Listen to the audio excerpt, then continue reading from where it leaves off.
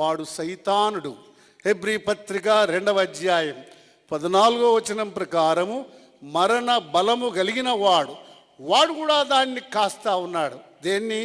ఆ శరీరము బయటికి రాకుండా.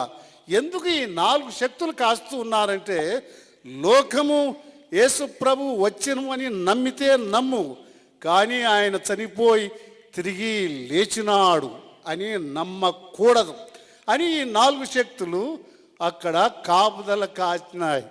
కానీ 5వ శక్తి ఆ సమాధిలోనే ఉంది. ఆయనే ప్రభు. ఆయన పేరు ఎల్షడాయ్. ఆదికాండం 17వ అధ్యాయం 1వ వచనం సర్వశక్తి కలిగిన దేవుడు. అపోస్తుల కార్యములు 2వ అధ్యాయం 24వ వచనం మరణము ఆయన్ని బంధించలేదు.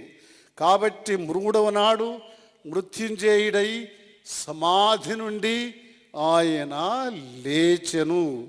కాబట్టి పునరుద్ధానము అనేది అది దేవుని శక్తి.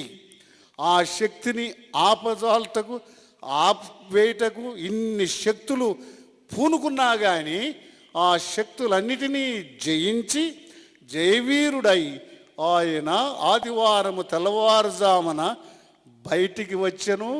ఇప్పుడు ఆయన సజీవుడై ఉన్నాడు.